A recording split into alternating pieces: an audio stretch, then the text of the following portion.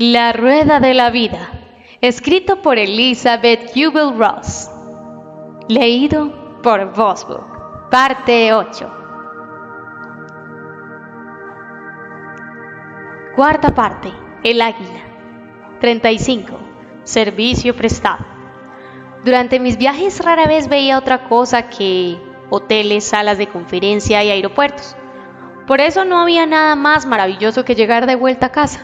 Después de un viaje de 4 semanas por Europa, salí la primera mañana a disfrutar contemplando la exuberante animación que a aquella hora teníamos. Unas 80 ovejas, además de vacas, llamas, burros, gallinas, pavos, gansos y patos. Los campos habían producido gran abundancia de verduras. No podía imaginar un hogar mejor que mi granja para los niños seropositivos que no tenían a nadie que cuidara de ellos. Pero había un problema importante. La gente que me rodeaba se oponía a nuestra empresa. Me llamaban por teléfono para insultarme. El buzón me esperaba lleno de cartas, reflejando la opinión general de un anónimo decía: llévese a otra parte a sus bebés con SIDA, no nos infecte a nosotros. La mayoría de los habitantes del condado se consideraban buenos cristianos, pero no lograban convencerme de eso. Desde que anunciara mi proyecto de crear un hogar para bebés seropositivos, no había dejado de protestar. No estaban muy bien informados respecto al SIDA y sus temores se inflamaban fácilmente. Durante mi ausencia, un obrero de la construcción al que había despedido recorrió las casas puerta a puerta difundiendo mentiras sobre la enfermedad y pidiendo a la gente que firmara una petición oponiéndose a mi plan. Vote no si no quiere que esta mujer importe el SIDA a nuestro condado, les decía. Hizo un buen trabajo. El 9 de octubre de 1985, fecha en que se organizó una reunión en la ciudad para discutir el asunto, la gente estaba tan indignada que amenazaba con realizar actos violentos. Para la reunión de esa noche, más de la mitad de los 2.900 residentes del condado acudió a la pequeña iglesia metodista de Monterrey, la sede del condado, llenándola a rebosar. Antes de que anunciara mi proyecto de adoptar a bebés seropositivos, la gente de la región me saludaba con cariño y me respetaba como a una celebridad. Pero cuando entré a la iglesia, esas mismas personas me recibieron con abucheos y silbidos. Yo sabía que no tenía ninguna posibilidad de reconquistar su favor, pero de todos modos me puse frente a la tensa multitud y expliqué que los niños que pretendía adoptar eran de edades comprendidas entre los 6 meses y 2 años. Niños que van a morir del SIDA, que no tienen juguetes, que no ven el sol, no reciben cariño ni abrazos ni besos y viven en un ambiente sin amor. Están literalmente condenados a pasar el resto de sus vidas en esos hospitales carísimos. Fue la súplica más sincera y emotiva que logré pronunciar. Sin embargo, la reacción fue un absoluto silencio. Pero yo había convocado a otros oradores.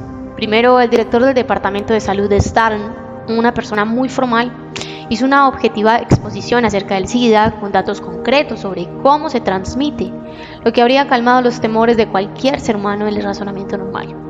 Después, una mujer explicó con voz conmovida que uno de sus gemelos prematuros había contraído el SIDA debido a una transfusión de sangre infectada, y que aunque los niños dormían en la cama cuna, compartían los biberones y juguetes, solo murió el niño infectado.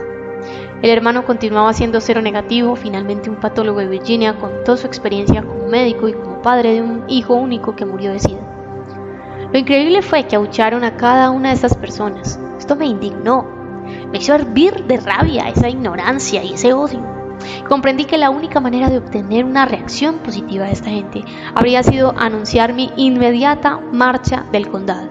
Pero como no estaba dispuesta a reconocer mi fracaso, pedí que me hicieran preguntas. Pregunta: ¿usted cree en Jesús?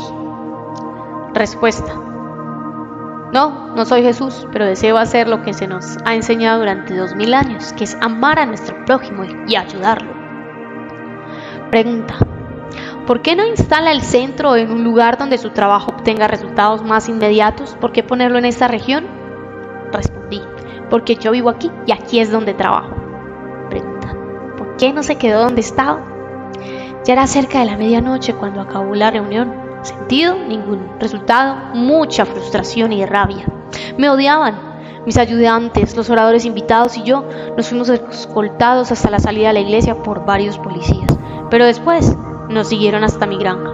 No tenía idea de que los policías fueran tan amables y atentos, le comenté a un amigo.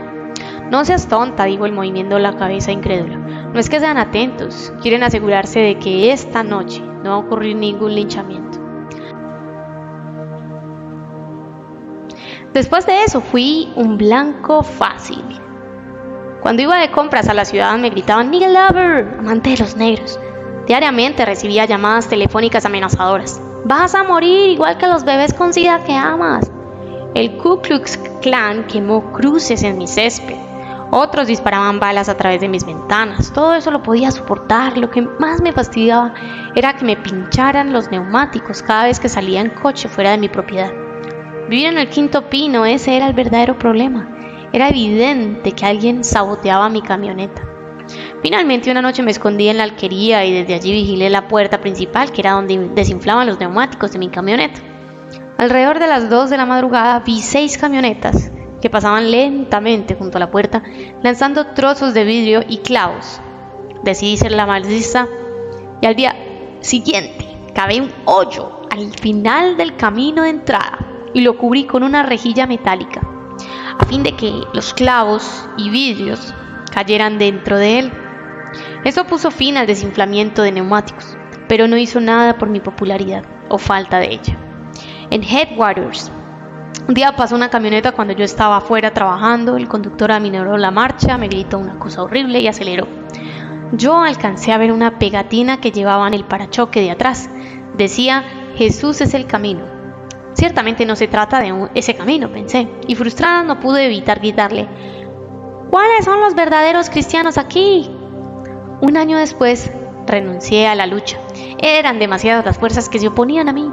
No solo tenía en contra la opinión popular, la administración del condado se negaba a aprobar las necesarias licencias de obras.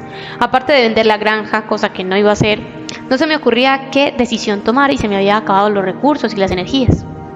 Una de las cosas más dolorosas que hice fue entrar en el dormitorio que había preparado para los niños, llenándolo de animales, de peluche, muñecas, edredones, jerseys, tejidos a mano. Parecía una tienda para niños. Lo único que pude hacer fue sentarme en una cama y llorar.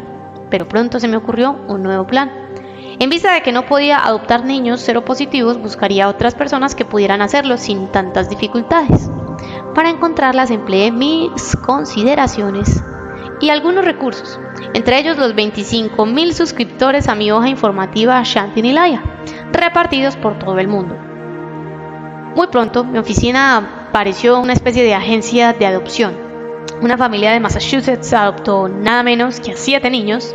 Finalmente encontraría a 350 personas humanitarias y amorosas en todo el país que adoptarían niños infectados por el SIDA. Además, supe de personas que no podían adoptar niños, pero que deseaban colaborar de alguna manera.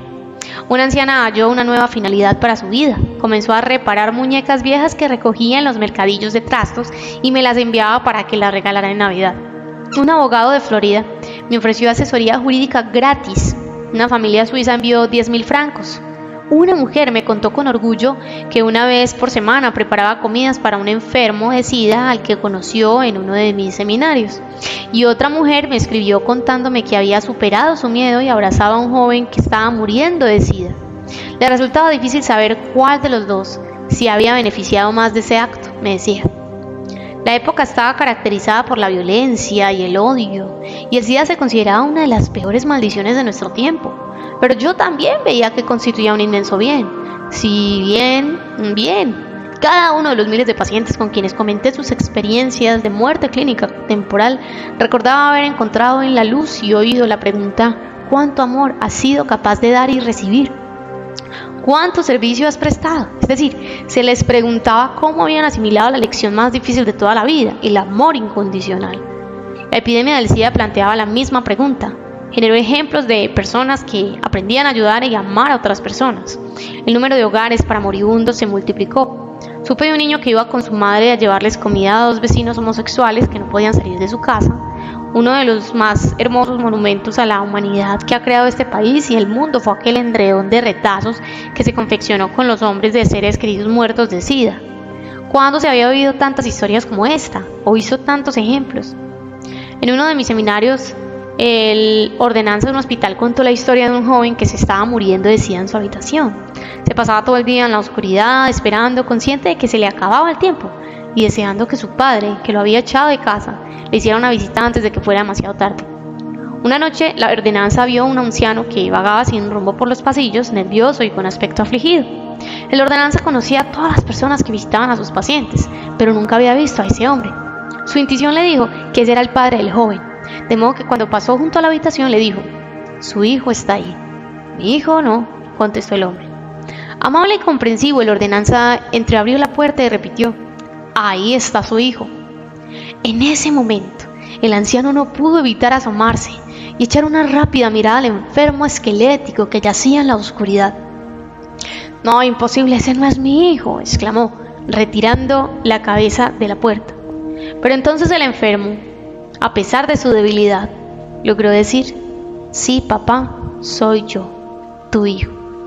El ordenanza abrió la puerta, el padre entró lentamente a la habitación, estuvo de pie un momento y después se sentó en la cama y abrazó a su hijo.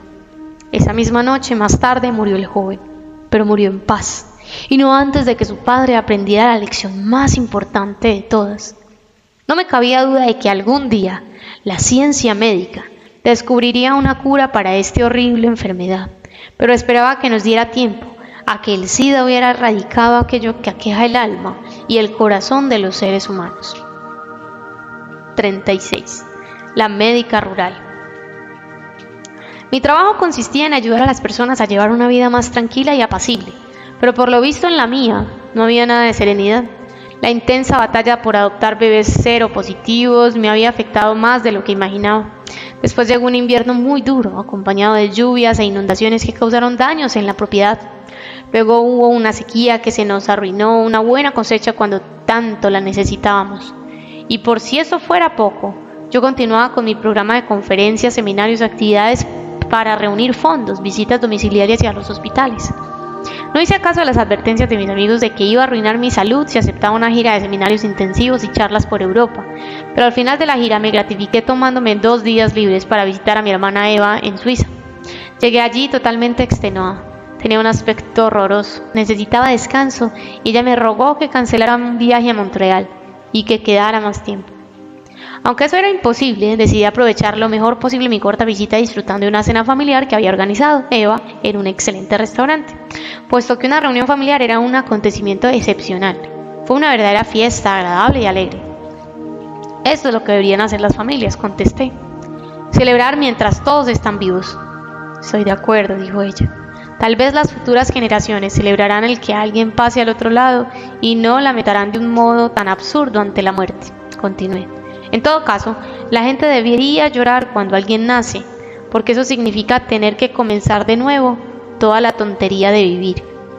24 horas más tarde, mientras me preparaba para irme a la cama, le dije a mi hermana que no hacía falta que se levantara por mí en la mañana, pues yo tomaría mi café, me fumaría un cigarro y me iría al aeropuerto. Cuando sonó mi despertador, bajé y vi que Eva no solo no me había hecho caso, sino que había sacado su elegante mantel blanco y había puesto un hermoso centro de mesa con flores frescas. Me senté a tomar café y me disponía a reprenderla por haberse molestado tanto cuando ocurrió lo que todo el mundo temía que ocurriera. Todo el estrés y las cosas desagradables, el viaje, el café, los cigarros, el chocolate, en fin, todo el conjunto de pronto acabó conmigo. Me invadió la extraña sensación de estar hundiéndome. Me sentí muy débil y el mundo comenzó a girar a mi alrededor. Dejé de ver a mi hermana y no podía moverme. Sin embargo, sabía exactamente qué me estaba ocurriendo. Me estaba muriendo. Lo supe al instante. Después de haber asistido a tantas personas en sus últimos momentos, por fin mi muerte había accedido a llegar. Los comentarios que había hecho a mi hermana esa noche en el restaurante me parecieron profetices. Al menos me iba a marchar con una celebración. También pensé en la granja, en los campos llenos de hortalizas que necesitarían ser envasadas, en las vacas, cerdos y ovejas y los animalitos recién nacidos. Entonces miré a Eva, que estaba sentada frente a mí. Ella me había ayudado tanto en mi trabajo en Europa y en la granja que deseé regalarle algo antes de morir. Me pareció que no habría manera de hacer eso, ya que no sabía de qué me estaba muriendo. Por ejemplo, si era de coronaria, podría irme en un instante. Entonces se me ocurrió una idea. «Eva, me estoy muriendo», le dije, «y quiero hacerte un regalo de despedida. Te voy a explicar cómo es morir. Desde el punto de vista del enfermo, ese es el mejor regalo que puede hacerle, porque nadie habla jamás mientras lo experimenta. No esperé su reacción, la verdad es que ni siquiera observé si tenía alguna, y me lancé a un detallado comentario de lo que me estaba sucediendo. Está comenzando en los dedos de los pies. Lo siento como si los tuviera en agua caliente. Es adormecedor, agradable. A mi voz me sonaba como si estuviera hablando a la velocidad de un comentarista de carrera de caballos. Me va subiendo por el cuerpo, las piernas, ahora me sube por la cintura, no tengo miedo. Es tal como me lo imaginaba, es un placer, es una sensación francamente placentera. Salí de mi cuerpo para mantener el ritmo. Estoy fuera de mi cuerpo, continué. No lamento nada. Despídeme de Kenneth y Bárbara, solo amor. En ese momento me quedaba unos 2 segundos. Me sentí como si estuviera en lo alto de una pista de esquí preparándome para saltar por el borde. Delante de mí estaba la luz brillante. Extendí los brazos en un ángulo que me permitiera volar directamente hacia la luz. Recordé que para tomar impulso debía agacharme. Estaba totalmente consciente de que había llegado el glorioso momento final y disfrutaba de cada segundo de revelación. Voy a pasar al otro lado, le dije a mi hermana. Entonces miré la luz, sentí que me atraía y abrí los brazos. ¡Allá voy!, grité. Cuando desperté, estaba tendida en la mesa de la cocina de Eva. El elegante mantel blanco estaba cubierto de salpicaduras de café. Las hermosas flores del centro de mesa estaban esparcidas por todas partes. Eva estaba peor aún, con los nervios de punta, loca de terror. Me sujetaba tratando de pensar qué podía hacer. Me pidió disculpas por no haber llamado a una ambulancia. No seas pesada, le dije. No hay por qué llamarlos. Es evidente que no despegué. Sigo clavada aquí. Eva insistía en hacer algo, así que hice que me llevara al aeropuerto, aunque eso iba en contra de lo que ella consideraba juicioso. El demonio con lo juicioso, me burlé yo. Durante el trayecto, sin embargo, le pregunté qué le había parecido mi regalo, la explicación de cómo es morir. Ella me dirigió una mirada extrañada. Por su expresión deduje que dudaba de si yo todavía seguía en la tierra. Lo único que me oyó decir fue, me estoy muriendo, y después, allá voy. De lo que dije entre medio, no oyó nada, aparte del ruido que hicieron los platos al salir volando cuando yo caí sobre la mesa. 3 días después, diagnostiqué que mi problema era una leve fibrilación cardíaca, tal vez algo más, pero nada grave. Me declaré sana, pero no estaba bien. El seco verano de 1988 fue duro. Durante la época de más calor, supervisé la terminación de las casas redondas del centro, hice un corto viaje a Europa y celebré mi 62º cumpleaños con una fiesta para las familias que habían adoptado bebés infectados por el SIDA. A finales de julio me sentía más cansada que de costumbre. No hice caso a la fatiga. El 6 de agosto de ese año yo iba conduciendo por una escarpada colina de la granja acompañada por Anne, una amiga médica de Australia que estaba de visita, y mi ex ayudante Charlotte, enfermera, cuando de pronto sentí una contracción en la cabeza, una dolorosa punzada que se me recorrió como una corriente eléctrica del lado derecho del cuerpo. Me cogí la cabeza con la mano izquierda y frené en seco. Poco a poco sentí que una gran laxitud invadía mi cuerpo, hasta que quedó completamente entumecido. Acabo de tener una embolia cerebral, le dije tranquilamente a Anne, que iba sentada a mi lado. Ninguna de las tres sabía qué pensar en ese momento. Estábamos asustadas, estábamos aterradas. No, habría sido difícil encontrar a 3 mujeres más capaces y intranquilas. No sé muy bien cómo me las arreglé para llevar la camioneta de vuelta a la alquería y frenar. ¿Cómo te sientes, Elisa?, me preguntaron. La verdad es que yo no lo sabía. Ya no era capaz de hablar con claridad, no podía mover bien la lengua, tenía la boca paralizada como si sus partes se hubieran cansado y el brazo derecho ya no obedecía ninguna orden. Tenemos que llevarla al hospital, dijo Anne. Chorradas, conseguí decir. ¿Qué puede hacer para una embolia? No hacen nada fuera de observar. Pero consciente de que al menos necesitaba un reconocimiento, las dejé que me llevaran al centro médico de la Universidad de Virginia. Esa noche estuve sentada en la sala de urgencias. Allí era la única paciente que se moría de ganas de tomar una taza de café y fumar un cigarrillo. Lo mejor que se les ocurrió hacer fue enviarme a un médico que se negó a admitirme a menos de que dejara de fumar. No, exclamé. Él se cruzó de brazos con aire de gran autoridad para demostrar que él era quien mandaba allí. Yo no tenía idea de que era el jefe de la unidad de apoplejía. Ni me importaba. Es mi vida, le dije. Mientras tanto, un médico joven, divertido por la pelea, comentó que la esposa de un importante catedrático de la universidad había hecho uso de su influencia para que la ingresaran en una habitación privada donde pudiera fumar. Pregúntale si le importaría tener una compañera de habitación, les pedí. La señora estuvo encantada de tener compañía. Tan pronto como cerraron la puerta, mi compañera de cuarto, una simpática e inteligente señora de 71 años, y yo encendimos nuestros cigarros. Nos comportábamos como dos adolescentes traviesas y apenas oíamos pasos, yo daba la señal y escondíamos los cigarrillos. Reconozco que yo no era una paciente fácil, pero de todas formas no me trataron bien. Nadie hizo un historial completo en mi caso, nadie me hizo un examen exhaustivo. Durante la noche, a cada hora, venía una enfermera y me ponía una linterna encendida ante los ojos. ¿Está durmiendo?, me preguntaba. Ya no, gruñía yo. La última noche que estuve en el hospital, le pregunté a la enfermera si podía despertarme con música. No podemos hacer eso, contestó. Y entonando una melodía, cantada o silbada, tampoco podemos hacer ello. Eso fue lo único que oí. No podemos hacer eso. Finalmente me harté y a las 8 de la mañana del tercer día fui cojeando hasta el puesto de las enfermeras, seguida de cerca con mi compañera de cuarto y me di de alta. No puede marcharse, me dijeron. ¿Cuánto apostamos? Pero es que no puede, soy médica. No, usted es una paciente. Los pacientes también tenemos derecho. Voy a firmar los papeles. En casa me recuperé mejor y más rápido de lo que me habría recuperado en el hospital. Dormí bien y me alimenté bien. Me inventé un programa de rehabilitación, cada día me vestía y subía a la extensa colina detrás de mi granja.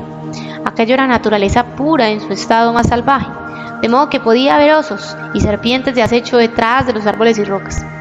Al principio subía a gatas la pendiente, avanzando lenta y laboriosamente. Al final de la primera semana ya podía caminar apoyada en un bastón. Iba recuperando las fuerzas. Durante mis excursiones cantaba a voz en cuello, lo que era un ejercicio fabuloso, y gracias a mi voz horrorosamente desentonada, el canto me servía también de protección contra los animales salvajes. Al cabo de 4 semanas, y a pesar del pesimismo de mi médico, ya era capaz de caminar y hablar bien. Afortunadamente había sido una embolia leve, de modo que reanudé mis tareas en el jardín, la huerta, mis escritos, mis viajes, en fin, todo lo que hacía antes. Pero había sido un aviso muy claro de que debía aminorar el paso. ¿Estaba yo dispuesta a hacerlo? De ningún modo. Como lo demostré en una charla que di en octubre a los médicos del hospital del que me habían dado de alta yo misma 2 meses antes, me habéis curado, les dije en broma. En 2 días me quitasteis para siempre las ganas de estar hospitalizada, a no ser que se trate de una superurgencia. En el verano de 1989 recogimos la mejor cosecha que habíamos tenido hasta la fecha. Llevaba 5 años en mi granja, había trabajado en ella 4 y estaba saboreando los frutos y verduras de mi ardua labor. Es cierto lo que dice la Biblia, se recoge lo que se siembra. A principios de otoño, cuando asomaban los primeros colores de la estación, terminé el envasado de las conservas y comencé a plantar en el invernadero las semillas para el año siguiente. La vida en la naturaleza me hacía valorar más nuestra dependencia de la madre tierra y comencé a prestar más atención a las profecías de los indios Hopi y el Apocalipsis. Me inquietaba el futuro del mundo. A juzgar por las noticias de los diarios y la CNN, se veía sombrío. Yo daba crédito a las personas que advertían que pronto el planeta se vería estremecido por terribles catástrofes. En mis diarios abundaban los pensamientos dirigidos a evitar ese dolor y ese sufrimiento. Si consideramos que todos los seres vivos son dones de Dios, creados por nuestro placer y disfrute, para que los amemos y respetemos y cuidemos de nosotros mismos con el mismo cariño, el futuro no será algo que haya que temer, sino apreciar. Desgraciadamente esos diarios fueron destruidos, pero recuerdo algunas otras entradas. Nuestro hoy depende de nuestro ayer, nuestro mañana depende de nuestro hoy. ¿Te has amado hoy? ¿Has admirado y agradecido las flores, apreciado los pájaros y contemplado las montañas? Invadida por un sentimiento de reverencia y respeto. Ciertamente había días en que sentía mi edad, cuando el cuerpo dolorido me recordaba que no debería ser tan impaciente. Pero cuando planteaba los grandes interrogantes de la vida en mis seminarios, me sentía tan joven, tan llena de vitalidad y esperanza, como cuando 40 años atrás hice la primera visita domiciliaria como médica rural. La mejor medicina es la medicina más simple. Comencé a acabar los seminarios diciendo: aprendamos todos a amarnos y perdonarnos, a tener compasión y comprensión con nosotros mismos. Era un resumen de todos mis conocimientos y experiencias. Entonces, seremos capaces de regalar eso mismo a los demás. Sanando a una persona, podemos sanar a la madre tierra. 37. Graduación.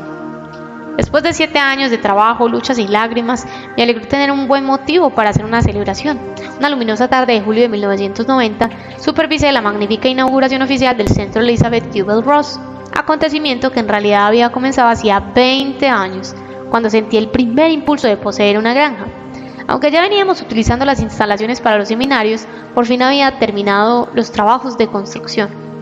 Al contemplar los edificios, las cabañas e incluso la bandera de Estados Unidos ondeando fuera del centro, una parte de mí no podía creer lo que veía. Ese sueño había resistido mi divorcio, adquirido impulso cuando comencé Chantilly en San Diego y sobrevivido milagrosamente a mi crisis de fe con Vi, mi batalla con la gente de la localidad que habrían preferido que esta vieja, a la que llamaban amante del SIDA, cogiera el primer autobús que saliera de la ciudad. Después de la bendición impartida de modo conmovedor por mi viejo amigo Walimubi Mara, hubo música country y especiales espirituales negros y suficiente comida casera para alimentar a los 500 amigos que había acudido, algunos desde lugares tan remotos como Alaska y Nueva Zelanda. También hubo mucha conversación y puesta al día con expacientes y familiares. Un día maravilloso que renovó mi fe en el destino. Es cierto que no podían estar presentes todas las personas a las que había asistido en mi vida y de las que tanto había aprendido, pero solo hacía 2 meses había recibido un inolvidable recordatorio de todas ellas y de por qué podía considerarme afortunada. Decía: querida Elizabeth, hoy es el Día de la Madre y en este día tengo muchas más esperanzas de las que tenía hace 4 años. Ayer regresé de Virginia, donde he asistido al seminario de la vida, la muerte y la transición. Y siento la necesidad de escribirte para decirte cómo me ha afectado. Hace 3 años murió mi hija Katie a los 6 años de un tumor cerebral. Poco después mi hermana me envió un ejemplar de la historia de Dougie y las palabras que escribiste en esa hoja informativa me conmovieron profundamente. El mensaje de la oruga y la mariposa continúa dándome esperanzas y fue muy importante para mí escuchar tu mensaje el jueves pasado. Gracias por estar ahí y hablar con nosotros. Sería muy difícil enumerar todos los dones recibidos durante una semana, pero sí quiero concretarte algunos de los dones que recibí de la vida y la muerte de mi hija. Gracias a ti entiendo más lo que significa la vida y la muerte de mi hija. Durante toda su vida nos unieron lazos muy especiales, pero esto lo vi con más claridad durante su enfermedad y muerte. Ella me enseñó muchísimo cuando murió y continúa siendo mi maestra. Katie murió en 1986 después de una batalla de 9 meses contra un tumor maligno en el tronco encefálico. A los 5 meses de enfermedad perdió la capacidad de caminar y de hablar, pero no de comunicarse. La gente se sentía más confundida cuando la veía en ese estado semicomatoso, y cuando yo afirmaba que la niña y yo nos parábamos de charlar, ciertamente yo continué hablando con ella y ella conmigo. Insistimos en que le permitieran morir en casa, e incluso la llevamos a pasar unos días en la playa 2 semanas antes de su muerte. Esos días fueron importantísimos para nosotros. Había también sobrinas y sobrinos pequeños que durante esa semana aprendieron mucho sobre la vida y la muerte. Sé que recordarán durante mucho tiempo cómo nos ayudaron a cuidar de ella. Katie murió en la semana de haber regresado a casa. Ese día comenzó como de costumbre, dándole sus medicamentos, comida, bañándola y conversando con ella. Esa mañana, cuando su hermana de 10 años iba a la escuela, Katie emitió unos sonidos. Hacía meses que no lo hacía. Yo comenté que le había dicho adiós a Jenny antes de que se marchara a la escuela. La noté muy cansada y le prometí que ya no la movería más ese día. Le dije que no tuviera miedo, que yo estaría con ella y que estaría muy bien. Le dije que no tenía por qué aferrarse a mí y que cuando muriera se sentiría segura y rodeada por personas que la amaban. Por ejemplo, su abuelo, que había muerto hacía 2 años. Le dije que la echaríamos mucho de menos, pero que estaríamos bien. Después me senté con ella en la sala de estar. Esa tarde, cuando volvió Jenny a la escuela, la saludó y después se fue a otra habitación a hacer sus deberes. Algo me dijo que fuera a ver a Katie y comencé a limpiarle el tubo por donde se alimentaba, que estaba goteando. Cuando la miré, vi que se le ponían blancos los labios. Hizo 2 inspiraciones y dejó de respirar. Le hablé. Ella cerró y abrió los ojos 2 veces y murió. Yo sabía que no podía hacer nada, fuera de abrazarla, y eso hice. Me sentí muy triste, pero también con mucha paz. En ningún momento se me pasó por la mente practicarle la reanimación, cosa que sé hacer. Gracias a ti entiendo por qué sabía que su vida había acabado cuando tuvo que acabar, que habría aprendido todo lo que vino a aprender y que había enseñado todo lo que vino a enseñar. Ahora paso la mayor parte del tiempo tratando de comprender todo cuando me enseñó durante su vida y con su muerte. Inmediatamente después de que muriera y aún hasta hoy día, experimenté una oleada de energía y sentí deseos de escribir. Escribí durante varios días y continúan sorprendiéndome la cantidad de energía y los mensajes que recibo. En cuanto murió me llegó el mensaje de que tengo una misión en mi vida, que vivir significa acercarse y dar a los demás. Katie viviría eternamente como todos nosotros. Hemos de compartir con los demás la esencia de lo que es más valioso. Amar, compartir, hablar, enriquecer la vida de otras personas, acariciar y recibir caricias. ¿Hay otra cosa que esté a la altura de esos momentos? Así pues, a partir de la muerte de Katie, me he enmarcado en una nueva vida. Comencé un curso de orientación que terminé en diciembre, empecé a trabajar con personas enfermas de SIDA y a comprender cada vez más mis lazos espirituales con Katie y con Dios. También me gustaría contarte un sueño que tuve varios meses después de la muerte de Katie. Ese sueño me pareció muy real y cuando desperté comprendí que era muy importante. Tu charla del jueves pasado me hizo ver con más claridad aún su significado. En el sueño llegaba junto a un riachuelo que me separaba de otro lugar. Me di cuenta de que tenía que ir a ese lugar, vi un puente muy estrecho que cruzaba un riachuelo. Mi marido estaba conmigo, me siguió durante un rato. Después tuve que llevarlo en brazos por el puente. Cuando llegamos al otro lado entramos en una casa, había allí muchos niños, cada uno llevaba una tarjeta con su nombre y dibujos. Vimos a Katie y entonces comprendimos que esos eran todos los niños que habían muerto y que teníamos permiso para hacerles una corta visita. Nos acercamos a Katie y le preguntamos si podíamos abrazarla. Sí, nos dijo, podemos jugar un rato, pero no puedo marcharme con ustedes. Le dije que yo ya sabía eso. Estuvimos ahí un rato y jugamos con ella, pero después tuvimos que marcharnos. Después, con la clara sensación de que había estado con Katie esa noche. Ahora sé que así fue. 38. La señal de Manny. No había otra manera de considerar. Estaba rodeada de asesinos, personas que habían cometido algunos de los peores crímenes contra seres humanos de los que yo hubiera noticia. Tampoco había forma de escapar. Todos estábamos encerrados entre rejas en una cárcel de máxima seguridad de Edimburgo. Y lo que yo les pedía a esos asesinos era una confesión, pero no de los terribles crímenes que habían cometido, no. Lo que les pedía era algo mucho más difícil, mucho más doloroso. Deseaba que reconocieran el dolor interior que los había llevado al asesinato. Ciertamente era un método de reforma nuevo, pero yo pensaba que ni siquiera una condena a cadena perpetua podía servir para que el asesino cambiara, a menos que exteriorizara el trauma que lo había impulsado a cometer ese cruel delito. Esa era también la teoría que respaldaba mis seminarios. En 1991 propuse a numerosas cárceles, muchas de Estados Unidos, organizar un seminario entre rejas y solo esa cárcel escocesa aceptó mis condiciones, que la mitad de los participantes en el seminario fueran reclusos y la otra mitad funcionarios de la cárcel. Resultaría, basándome en mi experiencia, no me cabía duda. Durante una semana entera vivimos todos en la cárcel, comimos la misma comida de los reclusos, dormimos en los mismos camastros duros, todos se ducharon en las mismas duchas, yo no, prefería pesar que congelarme, y estuvimos encerrados con llave por la noche.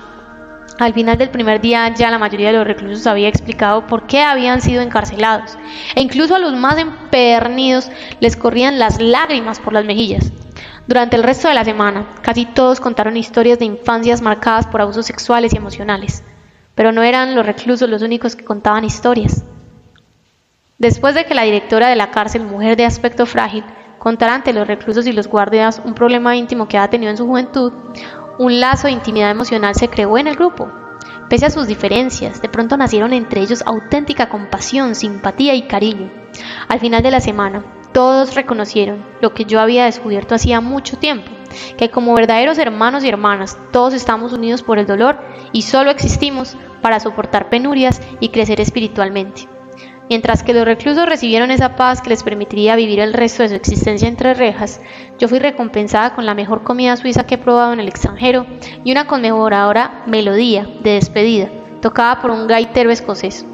Tal vez sería la única vez que los reclusos iban a oír música semejante dentro de esas paredes. Yo confiaba en que eso estimulara la instauración de programas similares en las superatiborradas cárceles de Estados Unidos, donde no se presta ninguna atención a la curación.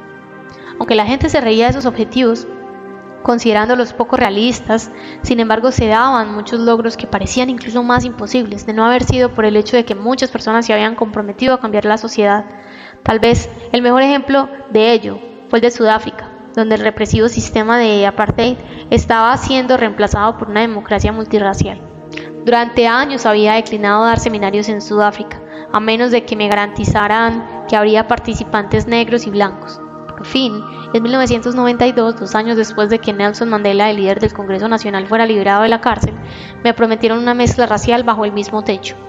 Y entonces acepté ir, aunque eso no era seguir exactamente los pasos de Albert Schweitzer, que hacía 55 años me había inspirado a la idea de ser médico. De todos modos significó hacer realidad un sueño de toda mi vida. Ese seminario se constituyó un gran éxito al establecer una comprensión de la humanidad basada en las similitudes y no en las diferencias entre las personas. Me demostró que había conseguido algo importante en mi vida. A mis 66 años había dirigido seminarios en todos los continentes del mundo. Después participé de Johann Petersburgo en una manifestación de apoyo a una transición pacífica a un gobierno multirracial, pero era igual que estuviera en Johannesburgo o en Chicago, porque todo destino lleva por el mismo camino: crecimiento, amor, servicio. Estar ahí simplemente reforzaba mi sensación de haber llegado. Pero después llegó un suceso triste, una despedida. Manny, que ya había sobrevivido a una operación de bypass triple, se sintió muy debilitado cuando comenzó a fallarle el corazón. Temiendo que no pudiera resistir otro duro invierno en Chicago, lo insté a trasladarse a Scottsdale, en Arizona, donde el clima es más templado.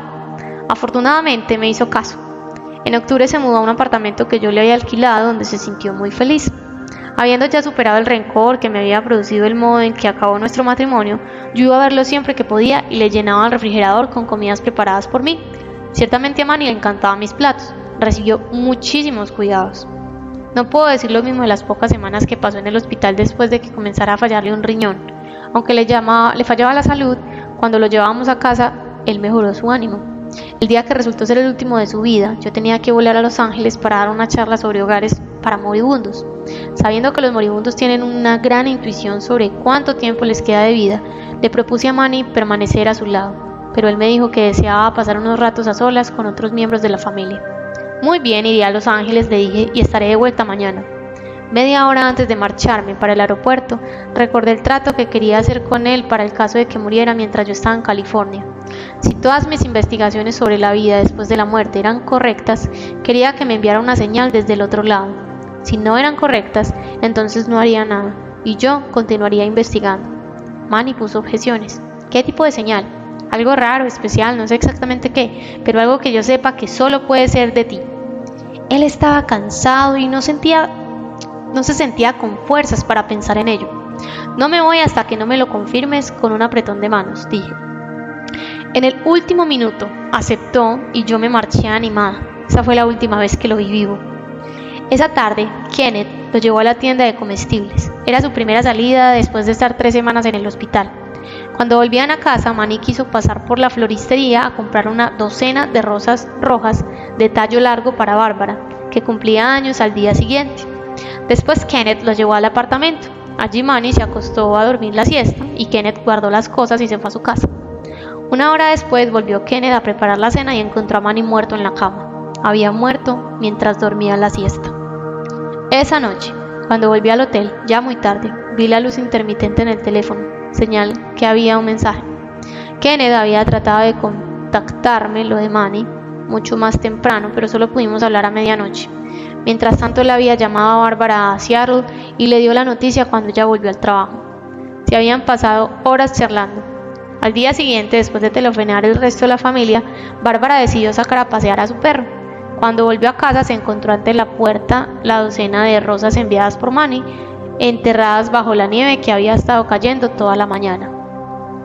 Yo me enteré de que las rosas, el día del funeral de Manny en Chicago, había hecho las paces con él y me alegraba de que ya no tuviera que sufrir más.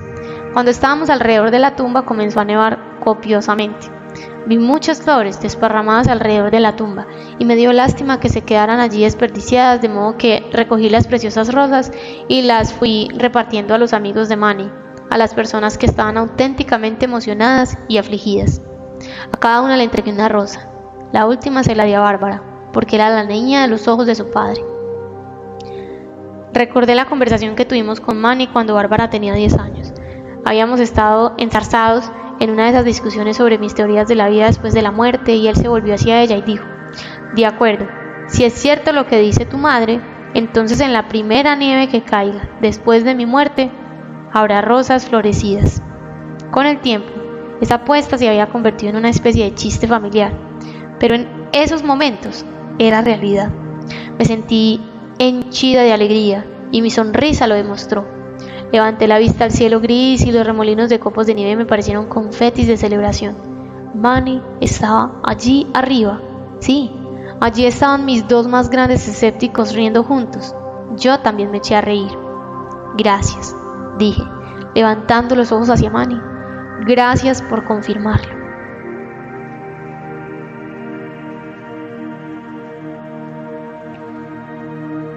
(39) La mariposa. En calidad de experta en enfrentarme a la pérdida de un ser querido, no solo sabía las diferentes fases que atraviesa una persona al pasar por este trance, sino que también las había definido: rabia, negación, regateo, depresión y aceptación. Esa escalofriante noche de octubre de 1994, cuando al volver de Baltimore me encontré con mi amada casa en llamas, pasé por cada una de esas fases. Me sorprendió la rapidez con que lo acepté. ¿Qué otra cosa puedo hacer?, le comenté a Kenneth. 12 horas después, la casa seguía ardiendo con la misma intensidad en que ardía cuando la noche anterior llegué al camino de entrada con el letrero Hanging Waters y el cielo negro iluminado por un espectral fulgor naranja. Pasado ese tiempo ya había considerado todo lo bueno que se me había otorgado, entre lo cual estaba la suerte de no haber tenido alojados allí a 20 bebés seropositivos.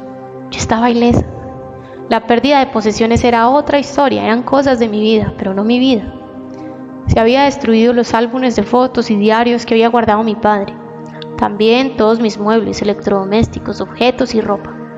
Perdidos estaban el diario que me guardaba de viaje a Polonia, que había cambiado mi vida, las fotos que tomé en Majdanek, los 25 diarios donde había registrado meticulosamente las conversaciones que tuviera con Salem y Pedro, más los centenares de miles de páginas de documentos, notas e investigaciones. Todas las fotos que había tomado a mis guías estaban destruidas, así como los innumerables álbumes de fotografías y cartas. Todo estaba convertido en cenizas. Ese día, más tarde, tomé conciencia del desastre y me sentí conmocionada. Había perdido todo lo mío. Hasta la hora de acostarme permanecí sentada fumando, incapaz de hacer otra cosa. Al día siguiente salí del abismo. Desperté mucho mejor, sobria y realista. ¿Qué se puede hacer? ¿Renunciar? No. Esta es una oportunidad para crecer espiritualmente, pensé. Uno no crece si todo es perfecto, pero el sufrimiento es un regalo que tiene una finalidad. ¿Cuál era la finalidad? Una oportunidad para reconstruir la casa.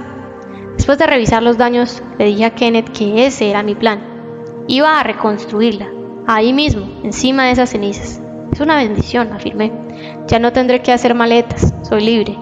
Una vez que la reconstruya, puedo pasar la mitad del año en África y la otra mitad aquí. A él no le cupo duda de que yo había perdido el juicio. No vas a reconstruirla, me dijo en tono perentorio. La próxima vez te matarán de un balazo. Sí, probablemente lo harán, pero eso será problema para ellos. Mi hijo lo consideraba problema suyo también. Durante los 3 días siguientes que pasamos refugiados en la alquería, me escuchó pacientemente hablar del futuro. Una tarde fue a la ciudad diciendo que iba a comprarme algunas cosas esenciales, algo de ropa interior, calcetines y téjanos. Pero volvió cargado de alarmas de incendio, un detector de humo, extintores y aparatos de seguridad. De todo lo necesario para cualquier posible caso de emergencia. Pero eso no le cambió la inquietud que sentía por mí. Kenneth no quería que continuara viviendo sola allí, y punto. Yo no tenía idea de que se proponía engañarme cuando me llevó a la ciudad para obsequiarme con una cena a base de langosta, una de las pocas cosas que yo jamás rechazaría. Pero en lugar de ir a un restaurante, acabamos en un avión rumbo a Phoenix. Kenneth se había trasladado a Scottsdale para estar más cerca de su padre, y ahora lo seguía yo. Te compraremos una casa en la ciudad, me dijo. Yo no protesté demasiado, no tenía nada que trasladar, ni ropa, ni muebles, ni libros, ni cuadros, nada. Había perdido mi casa, en realidad no me quedaba nada que estuviera en Virginia. ¿Por qué no trasladarme? Simplemente dije sí al doctor y este desapareció. En el río de lágrimas haz del tiempo tu amigo. Varios meses después, un hombre de Monterrey comentaría en un bar que se había librado de la señora del SIDA. En todo caso, las autoridades locales rehusaron hacer ninguna acusación. Los policías del condado de Highland me dijeron que no tenían pruebas suficientes. yo no estaba dispuesta a luchar y la granja, a pesar del dinero y sudores que había puesto en ella, sencillamente cedía el centro con el terreno de 120 hectáreas a un grupo que trabajaba con adolescentes maltratados. Eso es lo fabuloso de las propiedades. Yo tuve mi oportunidad allí. Había llegado la hora de que otros también intentaran sacarle provecho a la tierra. Más me trasladé a Scottsdale y encontré una casa de adobe en medio del desierto. Allí no había nada a mi alrededor. Por la noche me sentaba en la bañera llena de agua caliente, escuchaba los aullidos de los coyotes y contemplaba los millones de estrellas de nuestra galaxia. Allí se siente la inquietud y la infinitud del tiempo. Por las mañanas se tenía esa misma sensación de engañoso silencio y quietud. En las rocas se escondían serpientes y conejos, y los pájaros hacían sus nidos en los elevados cactus. El desierto puede ser sereno y peligroso a la vez. La noche del 13 de mayo de 1995, víspera del Día de la Madre, le comenté a mi editor alemán que estaba alojado en mi casa que estaba disfrutando de la oportunidad de reflexionar que me ofrecía el desierto. A la mañana siguiente oí sonar el teléfono, abrí un ojo y vi que eran solo las 7. Ninguno de mis conocidos me habría despertado a esa hora. Por lo tanto, supuse que sería una llamada de Europa para mi editor.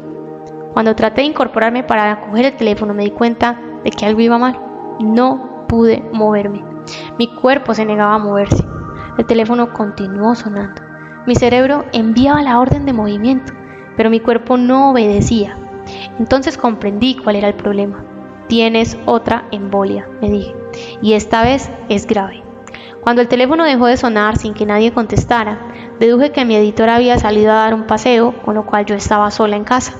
Por lo que logré discernir, la embolia me había producido parálisis, aunque solo en el lado izquierdo del cuerpo. Aunque no tenía fuerzas, todavía podía mover el brazo y la pierna derecha. Decidí levantarme y salir al corredor, desde donde podría pedir auxilio. Tardé 1 hora en conseguir poner los pies en el suelo. Mi cuerpo era como un trozo de queso que se fuera derritiendo lentamente.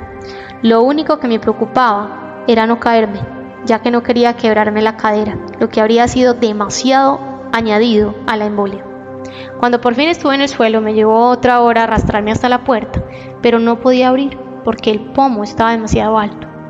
Después de otro largo rato logré entreabrirla, forjeando con la nariz y el mentón, y me asomé al corredor. Desde allí oí que mi editor estaba en el jardín, demasiado lejos para que le quedara y le llegara el débil sonido de mi voz, pidiendo auxilio. Transcurridos tal vez otros 30 minutos, entró en la casa, oyó mis llamadas y me condujo a casa de Kenneth. Allí mi hijo y yo discutimos sobre si me llevaba o no al hospital. Yo no quería ir. Podrás fumar cuando salgas, me dijo. En cuanto Kenneth aceptó que pasara lo que pasara, yo podría salir del hospital a las 24 horas, le permití que me llevara a Scottsdale Memorial. Incluso allí, aunque estaba paralizada del lado izquierdo, continué protestando, poniendo dificultades, quejándome muerta de ganas de fumar un cigarrillo. Ciertamente no era la paciente ideal. Me hicieron una tomografía, una resonancia magnética nuclear y todos los demás exámenes necesarios que confirmaron lo que yo ya sabía, que había padecido una embolia en el tronco encefálico. Por lo que a mí se refiere, eso no era nada comparado con los sufrimientos que me causaba la atención médica del momento. Para empezar, me tocó una enfermera un poco amistosa y eso siguió una franca incompetencia. Durante mi primera tarde allí, una enfermera trató de estirarme el brazo izquierdo, que estaba paralizado en posición doblada, y me dolía tanto que no soportaba ni un soplido de él. Cuando me lo cogió, le asesté un golpe de karate con el brazo derecho y ella salió a buscar a otras 2 enfermeras para que me sujetaran. «Cuidado que es combativa», les advirtió. Solo se enteró de la mitad de mi combatibilidad. Por el día siguiente me di alta. De ninguna manera iba a tolerar este tipo de tratamiento. Desgraciadamente, a la semana siguiente tuve que volver al hospital con una infección del tracto urinario, consecuencia de la inmovilidad y de no beber suficiente líquido. Dado que tenía que orinar cada media hora, me vi obligada a depender de las enfermeras para que me pusieran la cuña. La segunda noche se cerró la puerta de mi habitación, el mando para llamar el personal se cayó al suelo y me olvidaron totalmente. Hacía calor y el aire acondicionado estaba estropeado. Tenía la vejiga a punto de explotar. La verdad es que no estaba pasando una buena noche. Entonces vi mi taza para el té en la mesa de noche. Fue como un regalo del cielo, la utilicé para orinar. A la mañana siguiente entró una enfermera, fresca como una rosa y con una ancha sonrisa en la cara. «¿Cómo está esta mañana, cariño?», me preguntó. Yo la miré con la simpatía de un clavo oxidado. ¿Qué es esto?, preguntó mirando alrededor de la tapa. Mi orina no vino a nadie a verme en toda la noche. Ah, dijo sin pedir disculpas y salió de la habitación. La atención domiciliaria era un poco mejor. Era la primera vez en mi vida que utilizaba el servicio a domicilio. Joe Medicare, que me enseñó muchísimo. De ello no mucho es bueno. Se me asignó un médico al que no conocía, que resultó ser un famoso neurólogo. Kenneth me llevó en silla de ruedas hasta su consulta. ¿Cómo está?, me preguntó. Paralizada, contesté. En lugar de tomarme la presión arterial o examinarme los signos vitales, me preguntó qué libros había escrito después del primero, y me dio a entender que le gustaría mucho tener un ejemplar del último, y mejor si era con mi autógrafo. Quise cambiar de médico, pero Medicare se opuso. En todo caso, un mes después tuve dificultades para respirar y necesité atención. Mi excelente fisioterapeuta llamó a mi médico 3 veces sin obtener respuesta. Por último, telefoné yo misma. Me contestó su secretaria, que dijo en tono triste que el doctor estaba muy ocupado. Pero puede hacerme cualquier pregunta, añadió alegremente. Si quisiera hablar con una recepcionista, llamaría una, contesté, pero quiero hablar con un médico. Hasta ahí llegó mi relación con ese facultativo. Su reemplazante fue una fabulosa médica amiga mía, Gladys McGarry, que me atendió muy bien. Ciertamente se preocupaba, me visitaba en casa, incluso los fines de semana, y me avisaba si iba a estar fuera de la ciudad. Me escuchaba, era lo que yo esperaba de un médico. La burocracia del sistema de atención sanitaria no estuvo a la altura de mis expectativas. Me asignaron asistentes sociales que no tenían la menor intención de trabajar. Una de ellas ni se molestó en contestarme cuando le pregunté acerca de qué cubría mi seguro, y dijo que eso podía ocuparse mi hijo. Después hubo un problema aparentemente pequeño respecto a un cojín. Una enfermera había pedido un cojín para protegerme del coxis, que me dolía por estar sentada 15 horas al día. Cuando lo trajeron, vi que cobraban $400 por una cosa que no valía más de 20. Lo devolví por correo. A los pocos días llamaron de la compañía de seguros para decirme que no estaba permitido devolver el cojín por correo. Debía recogerlo personalmente al servicio de reparto. Iban a mandar de vuelta el maldito cojín. Muy bien, envíenlo, les dije, estaré sentada en él. No sabía y no había nada divertido en la asistencia sanitaria. 2 meses después de la embolia, aunque continuaba teniendo dolores y paralizada del lado izquierdo, la fisioterapeuta me dijo que la compañía de seguros había dejado de pagar el tratamiento. Lo siento, doctora Ross, pero no puedo continuar viniendo, no me lo pagan. ¿Puede haber una frase más terrible que esa desde el punto de vista de la salud de una persona? Eso ofendió mortalmente mi sensibilidad de médica. Al fin y al cabo, yo había sido llamada a la medicina. Había considerado un honor tratar a las víctimas de la guerra, había atendido a personas consideradas desahuciadas, había dedicado toda mi carrera a enseñar a los médicos y enfermeras a ser más compasivos, atentos y humanitarios. En 35 años jamás habría cobrado ni un solo paciente, y entonces van y me dicen, no me lo pagan. Y cesa la asistencia médica moderna, decisiones tomadas por una persona sentada en una oficina y que no ve jamás a sus pacientes. Es que el papeleo ha sustituido el interés por las personas. En mi opinión, todos los valores están trastocados. La medicina actual es compleja y la investigación es cara, pero los directores de las granjas y de las grandes compañías de seguros y de la Organización Mundial de la Salud ganan millones de dólares al año, mientras que los enfermos de SIDA no pueden costearse los medicamentos que les prolongan la vida, a los enfermos de cáncer se les niegan tratamientos porque son experimentales, se están cerrando salas de urgencia. ¿Por qué se tolera esto? ¿Cómo es posible que se le niegue a alguien la esperanza o la atención médica? Había una época en la que la medicina consistía en sanar, no hacer negocio. Tiene que adoptar esa misión nuevamente. Los médicos, enfermeros e investigadores deben reconocer que son el corazón de la humanidad. Así como los clérigos con su alma, su prioridad debería consistir en atender a los semejantes, así sean ricos, pobres, negros, blancos, amarillos o morenos. De verdad, créanme, se los dice alguien a quien se le ofreció tierra polaca bendita como pago. No hay mayor satisfacción que ayudar a los demás. En la vida después de la muerte todos escuchan la misma pregunta. ¿Cuánto servicio has prestado? ¿Has hecho algo para ayudar? Si esperamos hasta entonces para contestar, será demasiado tarde. La muerte es de suyo una experiencia maravillosa y positiva, pero el proceso de morir, cuando se prolonga como el mío, es una pesadilla. Nos mina las facultades, sobre todo la paciencia, la resistencia y la ecuanimidad. Durante todo el año de 1996 sufrí de constantes dolores y de las limitaciones impuestas por mi parálisis. Necesito atención las 25 horas al día. 24. Si suena el timbre no puedo ir a abrir la puerta. ¿Y la intimidad? Eso es cosa del pasado. Después de 15 años de total independencia, me resulta muy difícil aprender esta lección. La gente entra, sale, a veces mi casa se parece a la estación central, otras veces es demasiado silenciosa. ¿Qué tipo de vida es esta? Una vida desgraciada. En enero de 1997, cuando escribo este libro, puedo decir sinceramente que estoy deseando pasar al otro lado. Estoy muy débil, tengo constantes dolores y dependo totalmente de otras personas. Según mi conciencia cósmica, sé que si dejara de sentirme amargada, furiosa y resentida por mi estado y dijera sí a este final de mi vida, podría despegar, vivir en un lugar mejor y llevar una vida mejor. Pero puesto que soy muy tosuda y desafiante, tengo que aprender mis últimas lecciones del modo difícil, igual que todos los demás. A pesar de todo mi sufrimiento, continúo oponiéndome a Kevorkian, que quita prematuramente la vida de las personas, por el simple motivo de que sienten mucho dolor o molestias. No comprende que al hacerlo impide que las personas aprendan las lecciones, cualesquiera que éstas sean, que necesitan aprender antes de marcharse. En esos momentos estoy aprendiendo la paciencia y la sumisión. Por difíciles que sean estas lecciones, sé que el Ser Supremo tiene un plan. Sé que en su plan consta el momento correcto para que yo abandone mi cuerpo como la mariposa abandona su capullo.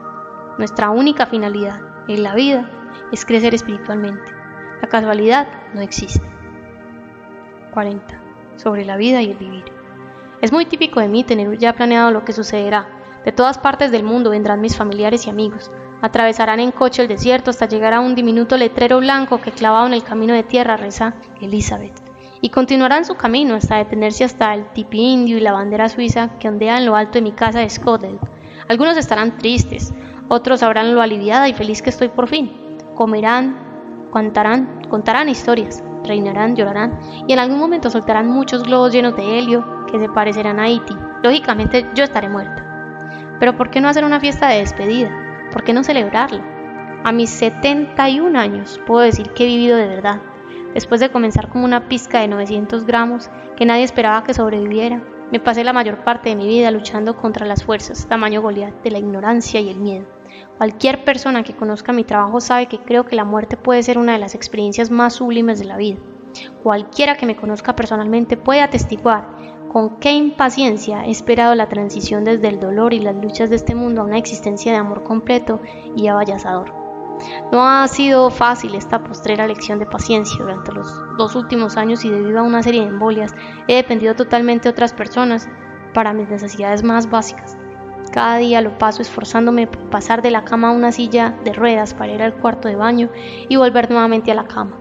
Mi único deseo ha sido abandonar mi cuerpo, como una mariposa que se desprende de su capullo, y fundirme por fin con la gran luz. Mis guías me han reiterado la importancia de hacer del tiempo mi amigo. Sé que el día que acabe mi vida en esta forma, en este cuerpo, será el día en que haya aprendido este tipo de aceptación. Lo único bueno de acercarme con tanta lentitud a la transición final de la vida es que tengo tiempo para dedicarme a la contemplación.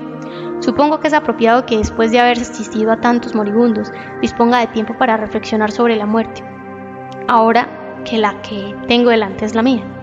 Hay poesía en esto, un leve drama, parecido a una pausa en una obra de teatro policíaca, cuando al acusado se le da la oportunidad de confesar.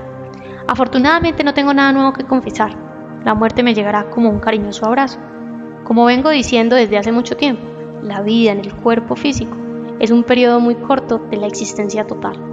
Cuando hemos aprobado los exámenes de los que vinimos a aprender en la tierra, se nos permite graduarnos, se nos permite desprendernos del cuerpo que aprisiona nuestra alma, como el capullo envuelve a la futura mariposa, y cuando llega el momento oportuno podemos abandonarlo. Entonces, estaremos libres de dolores, de temores y de preocupaciones, tan libres como una hermosa mariposa que vuelve a su casa, a Dios, que es un lugar donde jamás estamos solos, donde continuamos creciendo espiritualmente, cantando y bailando, donde estamos con nuestros seres queridos y rodeados por un amor que es imposible imaginar.